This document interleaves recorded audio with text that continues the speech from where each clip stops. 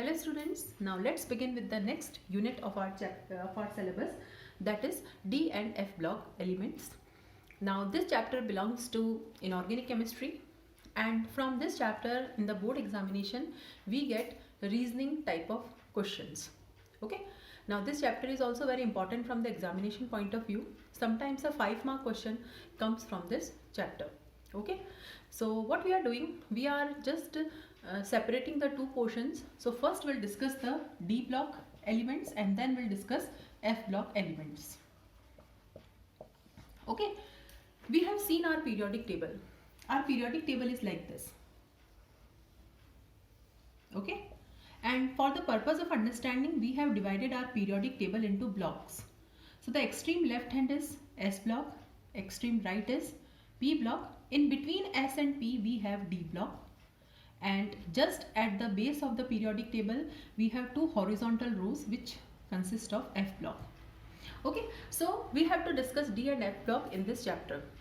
So D block lies between S block and P block.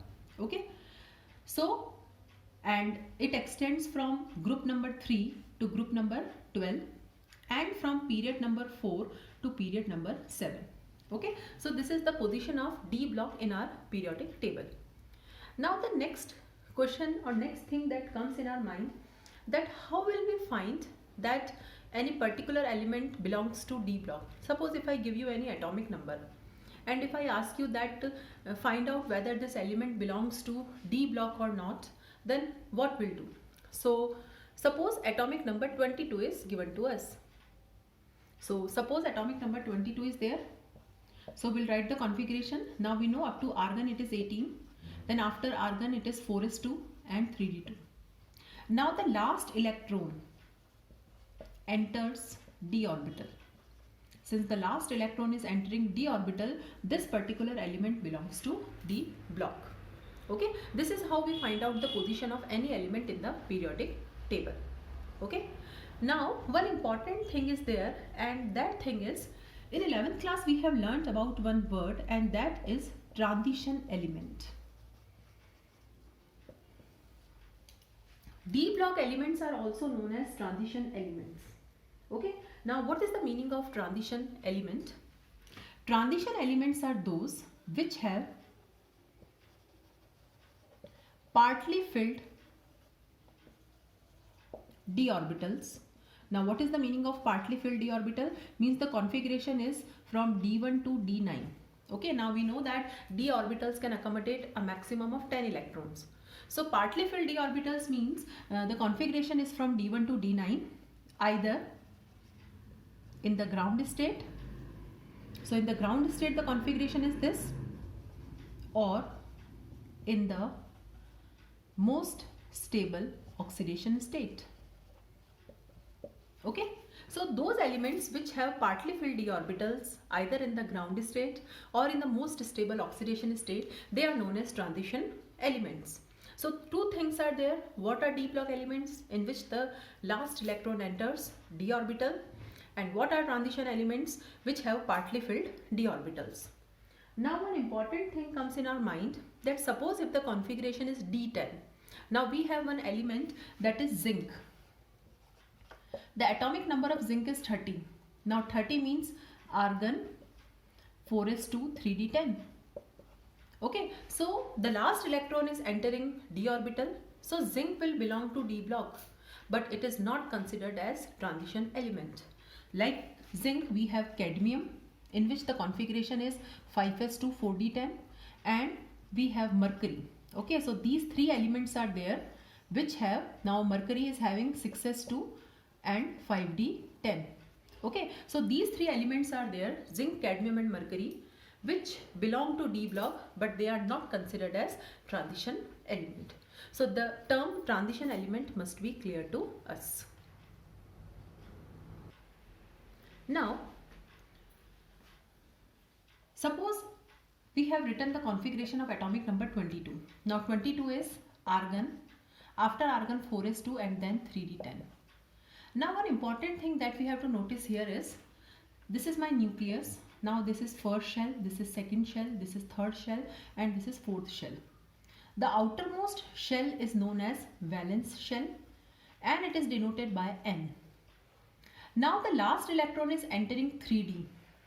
Okay, now 3 is not the valence shell, 3 is N minus 1. N minus 1 is known as penultimate shell. Okay, so what we'll say that d block elements are those in which the last electron enters d orbital of penultimate shell. Okay, d orbitals are always N minus 1. They are always penultimate. So suppose if it is asked to write the general configuration for d block, then how we will write the general configuration? Now general configuration is ns 1 to 2. Sometimes the s orbital can have one electron also. Remember the case of copper and chromium which we have learnt in class 11th, and n minus 1 d 1 to 10. Okay, so this is the general configuration of d block. Now what this n stands for? This n stands for the principal shell, or we can write n means period number. So it is 4 to 7. Okay, so this is the general configuration for d block. Now d orbitals are 5 in number. Okay, and they can accommodate from 1 to 10 electrons. Now this is our d block. Okay, this is the position of our d block in the periodic table. D block extends from group number 3 to group number 12 and from period number 4 to period number 7. Okay, now in the fourth period we have filling of 3d orbitals. Okay, in the fifth period we have filling of 4d orbitals.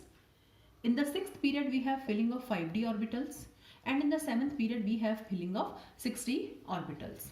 Okay, and the 3d orbitals filling in the fourth period, it is known as first transition series. Okay, so the d block is divided into 4 transition series. Okay, for the purpose of understanding, the first transition series lies in fourth period and it involves filling of 3d orbitals. Likewise, this is my second transition series, this is my third transition series, and this is my fourth transition series. Okay, so d block is divided into 4 transition series of 10 elements each. Okay, so each series has 10 elements, that is from d1 to d10. And we are familiar with the first transition series that we have learnt in class 11, that is from scandium to zinc. Okay, so let's discuss about the transition series.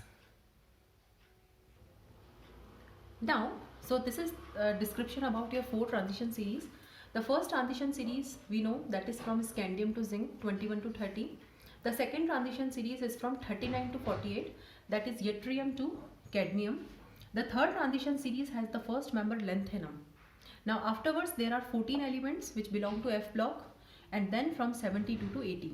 So third transition series has a break. The first element is lanthanum. Afterwards we have 14 elements belonging to F block, and then the next 72 to 80.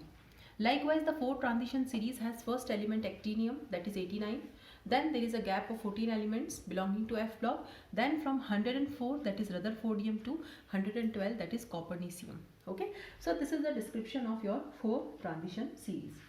Okay, now we'll discuss the electronic configuration and we'll take the first transition series as the standard. Okay, how to write the configuration. Now this is my first transition series. So you can see the configuration. Scandium is 4s2 3d1. So 4s is the outer orbital which is filled. Okay, now in 4s there are 2 electrons except chromium and copper, where the configuration is 4s1, and this is because of the extra stability of half filled and fully filled configuration. Otherwise the 4s contain 2 electrons, and likewise we have from d1 to d10. Okay, this is how we can write the electronic configuration for the first transition series.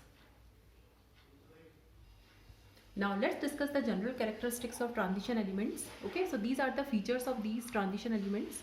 The first is, these are typical metals. These have high tensile strength. These are malleable and ductile. These are good conductors of heat and electricity. These have high melting points and boiling point. These have high densities. They form complexes. They form variety of compounds. They form colored compounds also. They show variable oxidation state. They form alloys. Okay, and they act as catalyst. Okay, so we can see that transition elements behave as typical metals. Okay, as soon as the term metal comes in our mind, we think about hardness, strength. Okay, S block also has metals, but the metals of S block are very soft. Okay, they can be cut with a knife and they have low melting points and boiling points.